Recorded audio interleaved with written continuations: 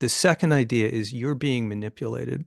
Mm-hmm. So the Mm-hmm. techniques that we see being used both online and in politics and in cable TV and elsewhere are tried and true, powerful and sophisticated propaganda methods that are at least a century old, often much older, and that exploit cognitive vulnerabilities that are wired into our animal brains. It doesn't matter how smart you are. In fact, in some ways, smart people are more vulnerable to forms of manipulation like repetition.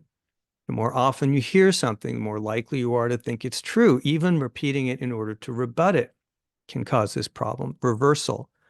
That's where you take any charge that's hurled at you and you just turn it around. I'm not the troll, you're the troll. Putin says, we didn't invade Ukraine, they invaded us, and so on. Another is the one that you referred to. It's often called trolling, but I Mm-hmm. call it attention hijacking. It Mm-hmm. is virtually impossible to ignore people who are out there slandering you and destroying your reputation. You're going to have to turn your attention to that.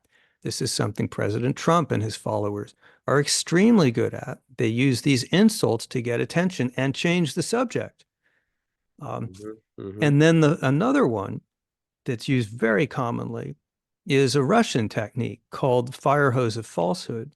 And that's where you just put so many lies, half-truths, exaggerations, conspiracy theories out there, including also you throw in some truths just to keep it confusing.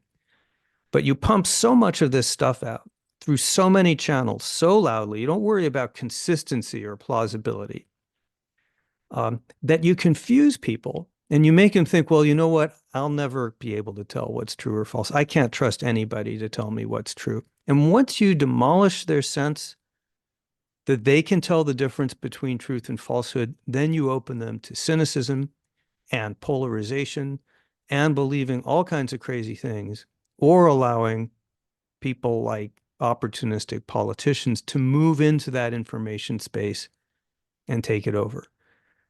So the point I'm making, apart from these details, is don't think that you or I are too smart to fall for this stuff. We need to understand that we're up against some powerful forces. Another one, different direction, is what goes by the name of canceling. And Mm-hmm. that's where you Mm-hmm. manipulate the social environment to inhibit people so that they're reluctant to give their true views. Now, if you do that, you can create echo chambers, spirals of silence where I'm silent because you're silent, so I don't think anyone agrees with me. False realities. That's how small groups of people in places like universities, who are extreme and not representative of the larger community, can nonetheless dominate the conversation using these social weapons, and social media is one of them. Yeah. So that's what we're up against. And it is a formidable, formidable task.